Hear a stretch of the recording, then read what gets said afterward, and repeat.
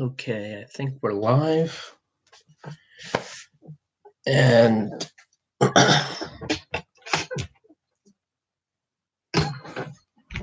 and today we're going to look at Surah 49, the chambers. And hey GW. Yesterday we ended with a little bit about the claim by Muhammad that actually I'll just read it. In verse 29 it says, their marks are in their faces because of the effect of prostration. That is their description in the Torah and their description in the Injil. Like a seed produce that puts forth its sprout, then strengthens it, so it becomes stout and stands firmly on its stem, delighting the sowers, that he may enrage the unbelievers on account of them. And this is interesting because, well, first of all, it's not true. This is not in the gospel. It's not in the Torah. This idea of being a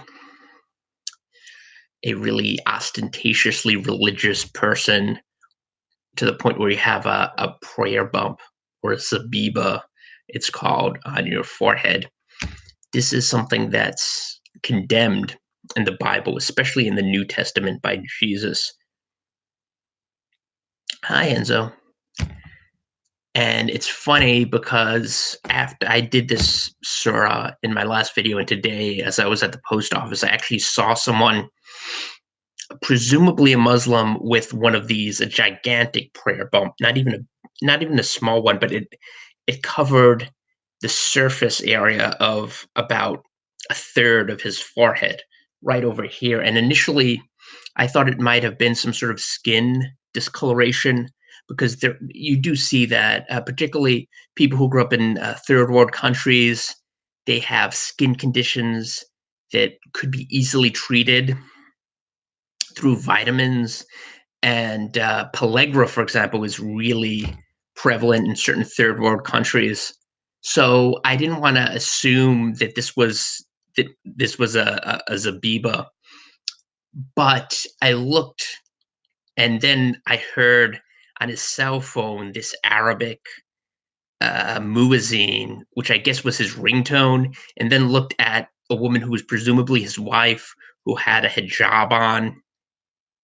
And I think there was a third member of his family. I'm assuming all of these people were related, but um, but yeah, that's when I realized this actually was just a gigantic, enormous, and I've never seen one this big, to be honest. But this was just a gigantic prayer bump that you get from prostrating yourself and forcing your head onto the ground as Muslims pray to Allah. And this is something you see a lot, particularly in countries like Egypt. You see it in even countries like Turkey, other parts of the Middle East, North Africa, heavily Islamic regions. Although I've never seen one this big.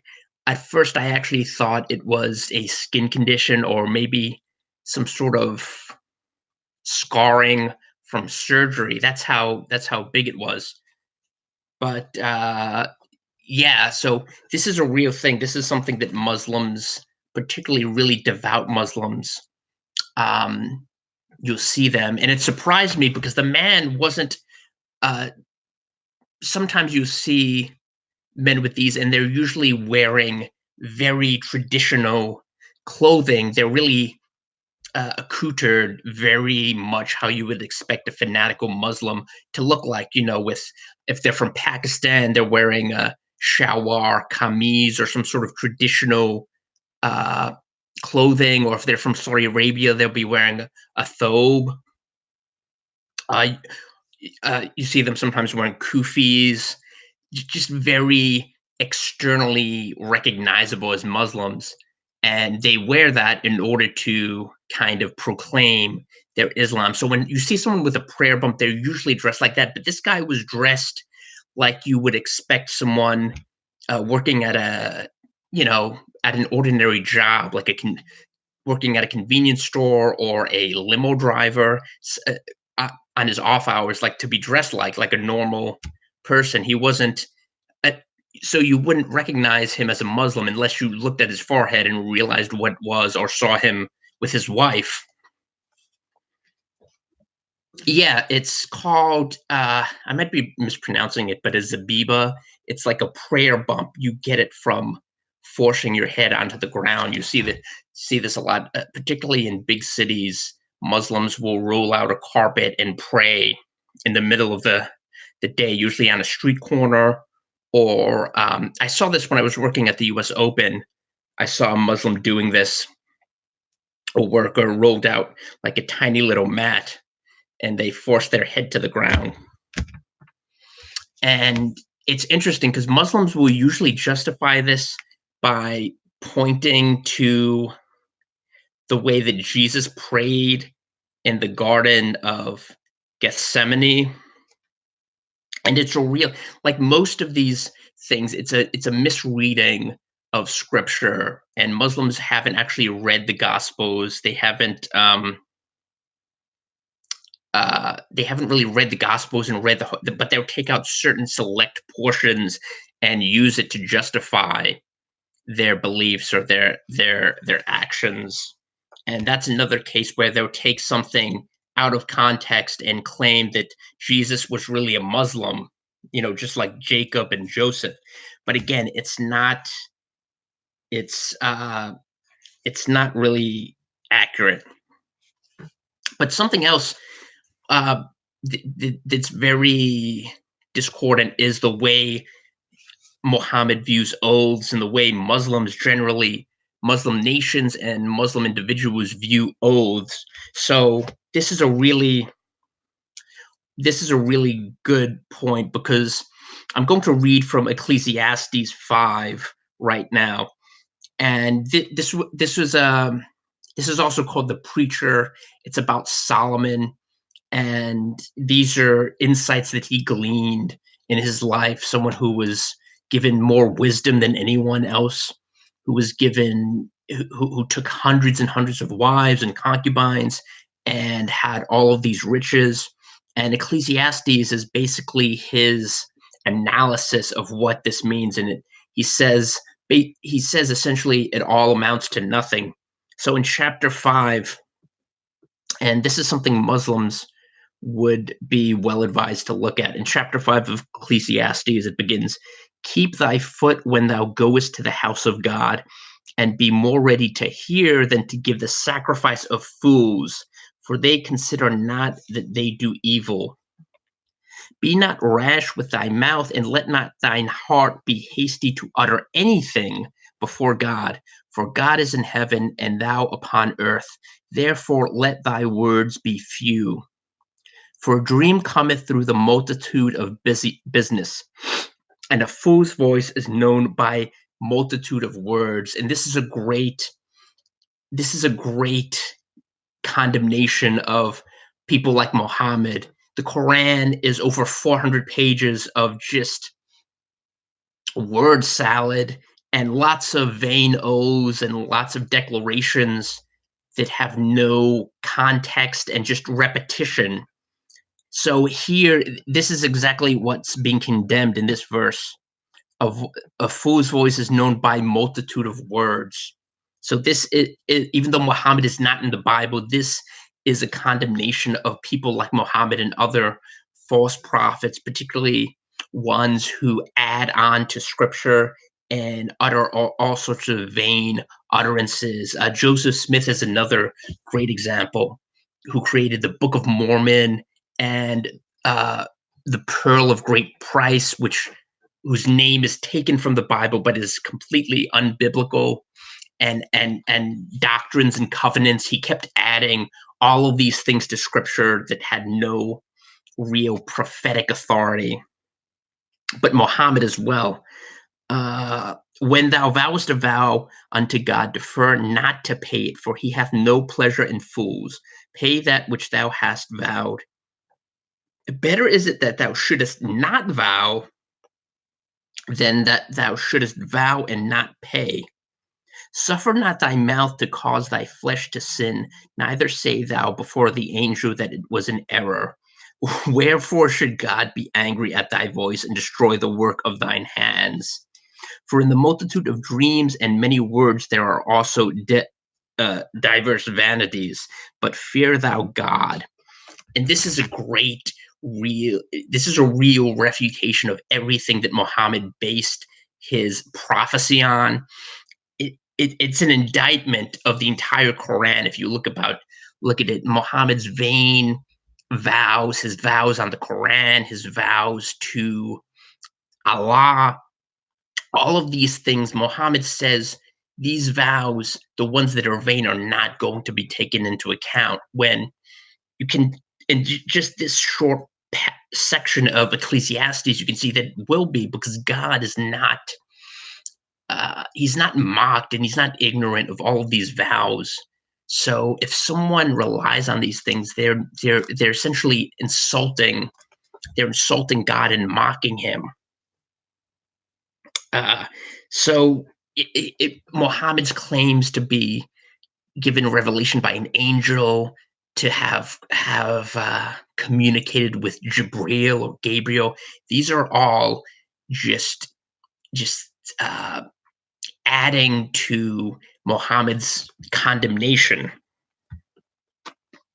And you can also see the Zabiba, things like that. These are also condemned, not just in the Old Testament, but in the New Testament as well. These really false professions of faith and this extreme uh, piety and all of these external demonstrations of one's piety. These are things that are condemned repeatedly, particularly by Jesus himself.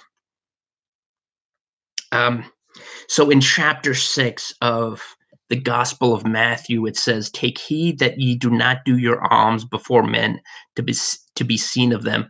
Otherwise ye have no reward of your Father which is in heaven." And Muhammad, as I pointed out in earlier videos, says that God recognizes it regardless, that he's going to reward you if you do it, if you boast about giving alms, or if you don't, or if you do it secretly, that they're essentially, it's all the same to God. Like, Allah will bless any sort of almsgiving, even if it's just done in order to boost your own, uh, to stroke your own ego, to have praise.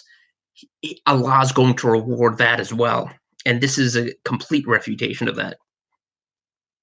But when thou doest alms, let not thy left hand know what thy right hand doeth, that thine alms may be in secret, and thy Father which seeth in secret himself shall reward thee openly. And when thou prayest, thou shalt not be as the hypocrites are, for they love to pray standing in the synagogues and in the corners of the streets, that they may be seen of men. Verily I say unto you, they have their reward. But thou, when thou prayest, enter into thy closet, and when thou hast shut thy door, pray to thy Father which is in secret, and thy Father which seeth in secret shall reward thee openly. But when ye pray, use not vain repetitions as the heathen do, for they think that they shall be heard for their much speaking. But not ye therefore like unto them, for your Father knoweth what things ye have need of before ye ask him. After this manner therefore pray ye. And then he describes how you should pray, and this is the Lord's Prayer. And in verse 16, he picks up on this theme. Moreover, when ye fast, be not as the hypocrites, of a sad countenance, for they disfigure their faces, that they may appear unto men to fast. Verily I say unto you, they have their reward. But thou, when thou fastest, anoint thine head, and wash thy face, that thou appear not unto men to fast, but unto thy Father which is in secret. And thy Father which seeth in secret shall reward thee openly. Lay not up for yourselves treasures upon earth, where moth and rust doth corrupt, and where thieves break through and steal. But lay up for yourselves treasures in heaven, where neither moth nor rust doth corrupt, and where thieves do not break through nor steal. For where your treasure is, there will your heart be also. And this is a great verse for where your treasure is, there will your heart be also. Because as I showed you in the Quran, it says that your um, your soul yearns for, and then what does Muhammad say? Does it say it yearns to be in communion with Allah, or yearns to be uh, to know some sort of noble truth? No, it says it yearns for basically wine. So in Islam, this is the treasure. So where the treasure in Islam is not knowing God, because they don't know God. It's the treasure is being able to engage in all these carnal activities, like with wine and young men or young boys and women and so forth. So in the Quran, your soul yearns for the flesh, and here Jesus is saying, where your treasure is, there will your heart be also. So in other words, their heart is not to know God. Their heart is to be able to reap all of these carnal benefits. And like I said, this is just a reflection of Muhammad himself. Muhammad's paradise is a manifestation of his own kind of warped mentality. But everything else here that's described is something that Muslims do when they pray. They pray ostentatiously out in the open. They want to be seen by men. So even things like the Zabiba, the prayer bump. So most people probably won't recognize that or know what it is.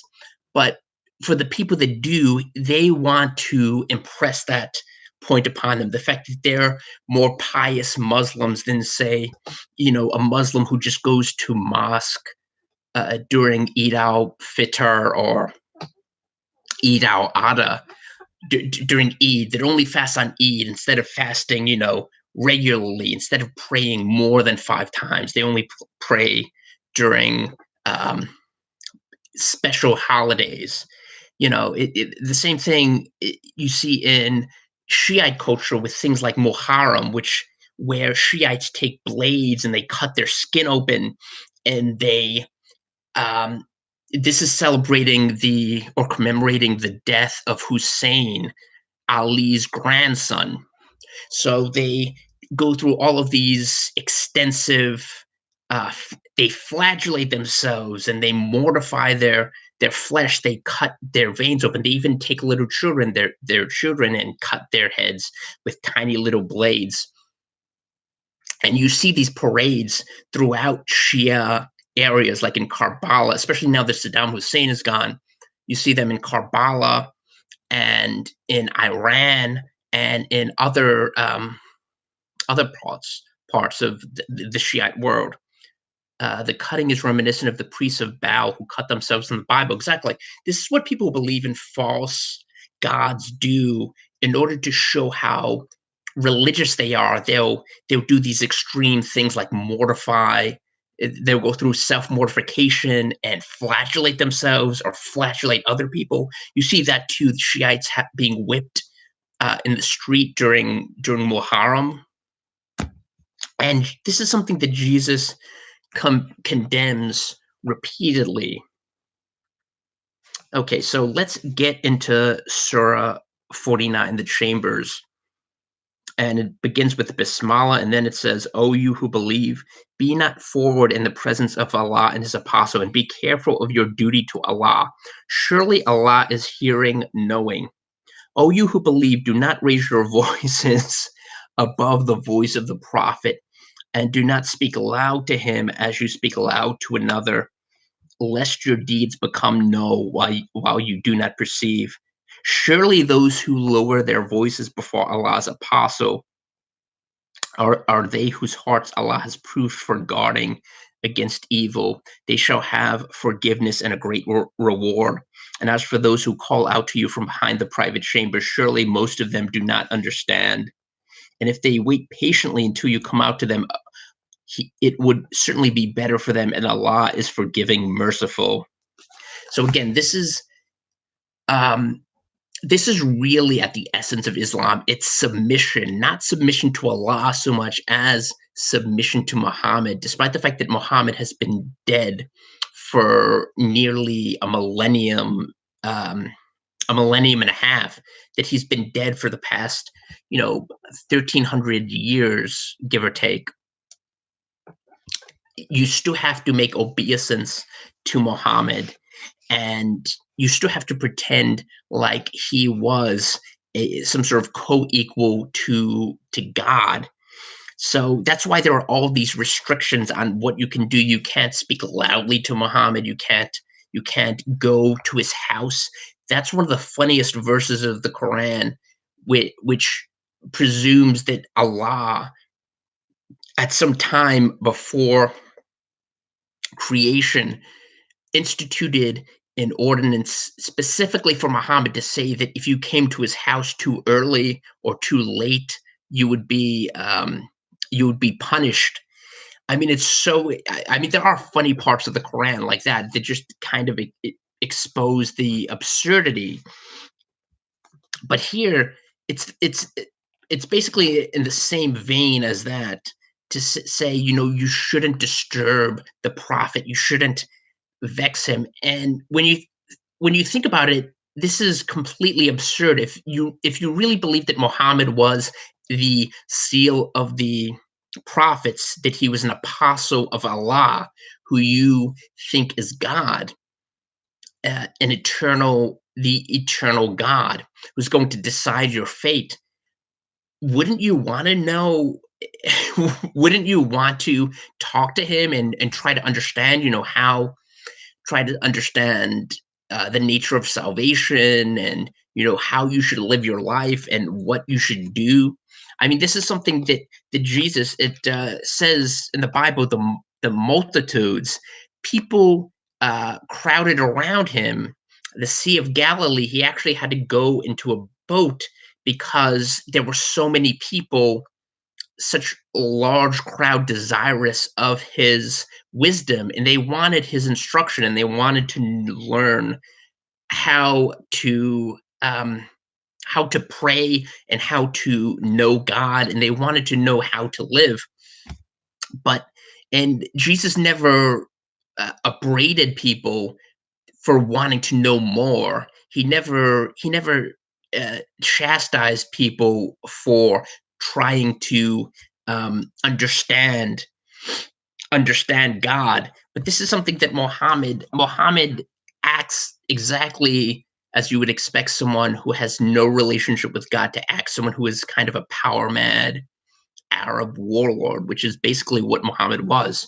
So he institutes all these rules, that he gives the patina of divinity, to restrict how you relate to him and how you interact with him or his wives, or how it's basically all a just a ruse to control people. It's a form of social control and modification, and it's basically about instilling fear. And like I said in the last video, fear is the mind killer.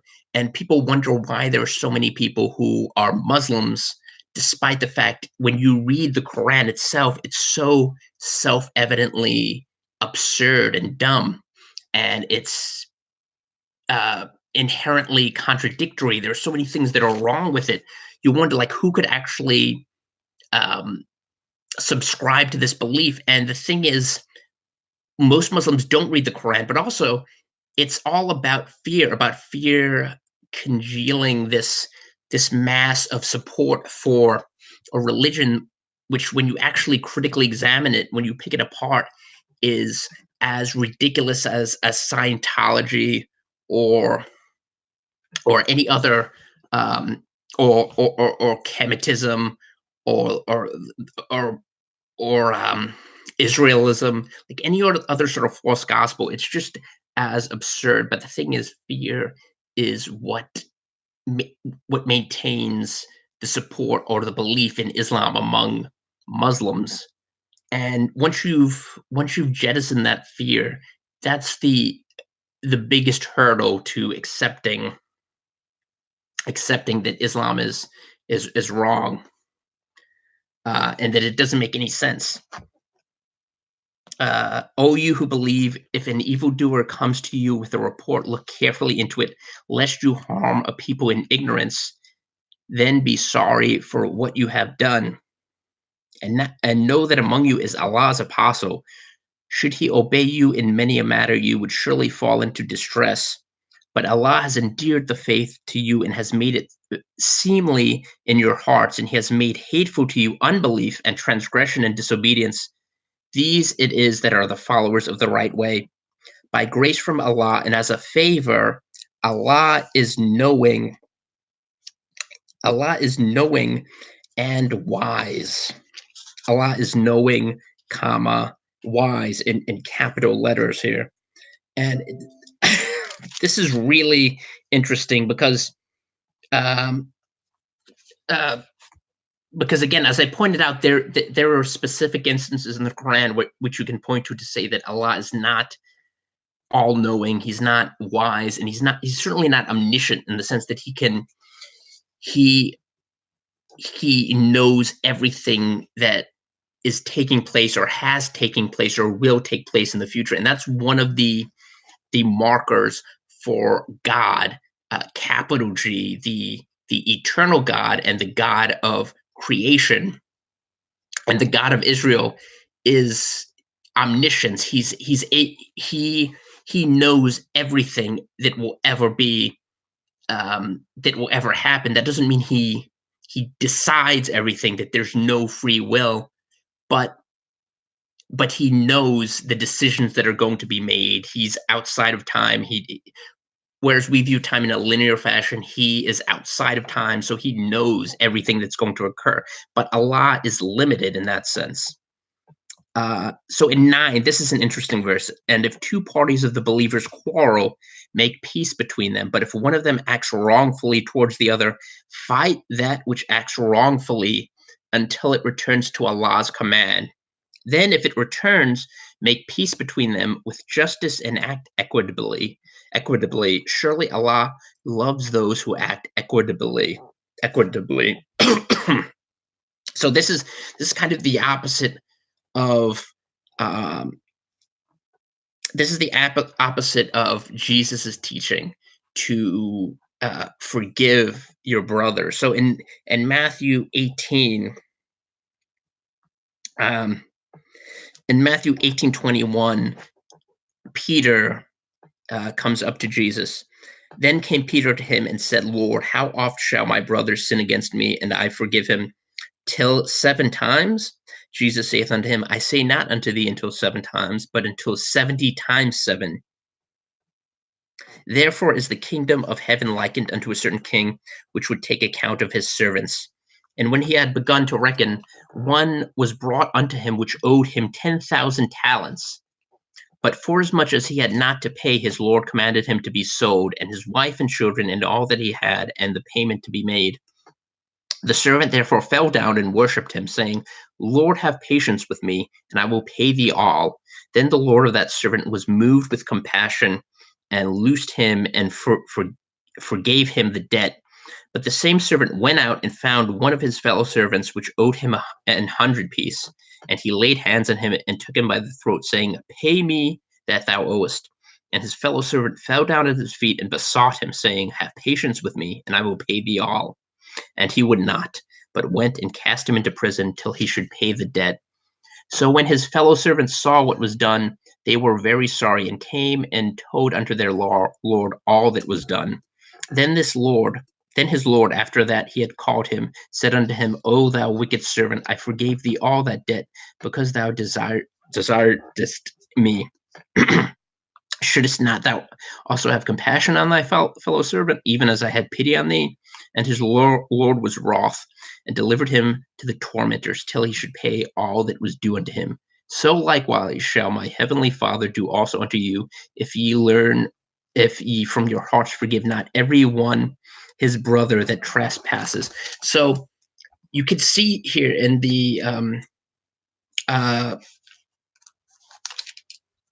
the parable of the wicked servant, an illustration of the difference between Islam and Christianity, and how one approaches conflict, especially conflict among your brethren. So in Christianity, you're supposed to forgive your brother even if he wrongs you, and you're supposed to forgive him not simply once or twice, but um, you're supposed to approach this from the perspective of Jesus himself, who's been forgiven of a multitude of sins on your part. You're supposed to recognize that's how you should act. You shouldn't be desiring to exact revenge or to extort something from a person that has wronged you in some way. Particularly if this person is a brother. But in Islam, it's the exact opposite.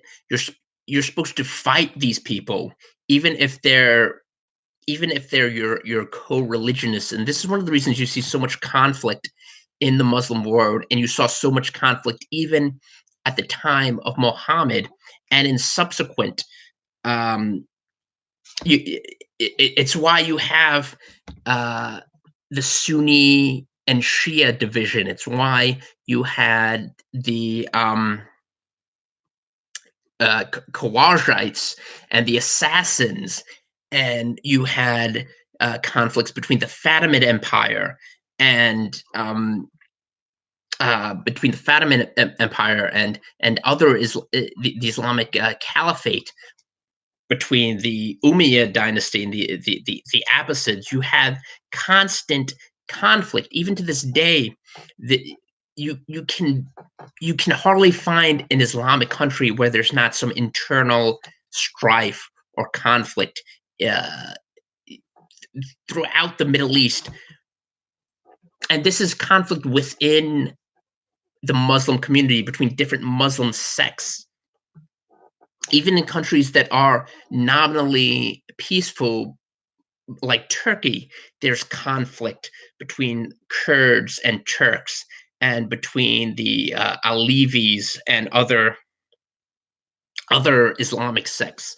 And you can attribute it to the fact that Muhammad is urging his followers to fight, not only fight Jews and Christians and pagans who don't accept Islam, but fight Muslims themselves if they have some sort of grievance. And this is why you have such a deeply rooted honor culture, and you have so many honor killings. In Pakistan, there are over 1,000 honor killings every single year. And you have things like blood money that's paid out repeatedly because it's in the Quran. The idea of paying money after you kill another Muslim, that's something that's rooted directly in the Quran. Um, so yeah, I just wanted to contrast Matthew 18, that verse from Matthew, that passage from Matthew 18, with um, verse 9, and how Muhammad resolves disputes and quarrels among his co-religionists. The believers are but brethren, therefore make peace between your brethren, and be careful of your duty to Allah, that mercy may be had on you. O you who believe, let not one people laugh at another people, perchance they may be better than they, nor let women laugh at other women, perchance they may be better than they. And do not find fault with your own people, nor call one another by nicknames. Evil is a bad name after faith, and whoever does not turn, these it is that are the unjust. And again, this is another kind of strange passage from the Quran, but it's interesting that it kind of it does resemble Mormonism, in the sense that in Mormonism, women are not allowed to laugh or laugh boisterously. So in other words, like, adult women are not allowed to laugh. And something else that's a commonality between Mormonism and Islam are the rules Joseph Smith instituted. Much like Muhammad, you couldn't really criticize Joseph Smith um, directly. You couldn't mock him. You couldn't make fun of him. And this is something that Islam and Mormonism have in common, because both of these people, Joseph Smith and Muhammad, both thought of themselves. They both had Messiah complexes. They both believed that they were put on earth to put to advance some new revelation, to make an addition to the scripture that had already existed. So you have things like this, like you know, don't let women laugh. This is another odd. It's not usually brought up, but it's another odd parallel between Mormonism and Islam. So in 12, it says, "O you who believe, avoid most of suspicion, for surely suspicion in some cases is a sin, and do not spy, nor let some of you backbite others. Does one of you like to eat the flesh of his dead brother? but but you abhor it, and be careful of your duty to Allah. Surely Allah is oft returning to mercy, merciful." Okay, this is another weird passage. Um, "O you men, surely uh, like reading it reading it directly, it sounds like Muhammad is endorsing cannibalism. That's not exactly what it that's not exactly what it, but it's just another just weird. This is one of those things where you have to consult the hadith, and one of the oddities of Muslim dawah or defense of the Quran is that they say, well, you're taking this verse out of context. And this is one of the phrases they continually invoke when someone quotes from the very weird admonitions and commandments of Muhammad. They'll say you're taking it out of context. But the truth is, there is no context to the Quran. Even how it's arranged, it's not arranged chronologically. It's arranged from longest verse to shortest verse. It's haphazardly. There are things just thrown in there that make no sense. For example, the verse about Abu Lahab and his wife being condemned, being condemned to hell, and for it doesn't explain who these people are, what their sins were, why they're being condemned. It's just there, and then it moves on to another um, unconnected uh, statement. So this is something that's common throughout the Quran. And one of the reasons you need to read the Hadith in order to understand certain portions of the Quran, but that alone is proof that the Quran is not divinely created. If you can, the thing is, the Bible, even if you're not a believer, the Bible in many ways is self-explanatory. You can read the book of you can read the Pentateuch, the first 5 books of Moses, and understand what the narrative is and what's happening, why, what God's intentions are. Or you can read the Gospels and basically understand the life of Jesus, even if the uh, even if it's not uh, specified when these things happen. You can still understand the narrative, and you can follow the structure. Whereas in the Quran, there is no structure. It's not. Um, you have to read the Hadith, and you have to read, Ibn Ashaq, his biography of Muhammad, in order to understand much of the Quran. So, like, there are things that are just not comprehensible. Whereas the Bible, something that is the inspired word of God, is understandable, even though there are difficult passages and there are certain things um, that are hard to comprehend. you can still understand it. Even someone who is not a believer, if they read the Bible, they can understand what's happening. Whereas the Quran, there are huge chunks of it that simply don't make any sense. Uh, so in 13 it says, "O men, O you men, surely we have created you of a male and a female, and made you tribes and families that you may know each other. Surely the most honorable of you with Allah is the one among you most careful of his duty. Surely Allah is knowing, aware." And again, this is another passage that doesn't really um, it's kind of like a tautology. The dwellers of the desert say, "We believe." Say, "You do not believe," but say, "We submit." And faith has not yet entered into your hearts. And if you obey Allah and His Apostle, He will not diminish aught of your deeds. Surely Allah is forgiving, merciful. The believers are only those who believe in Allah and His Apostle. Then they doubt not and struggle hard with their wealth and their lives in the way of Allah, and they are the truthful ones.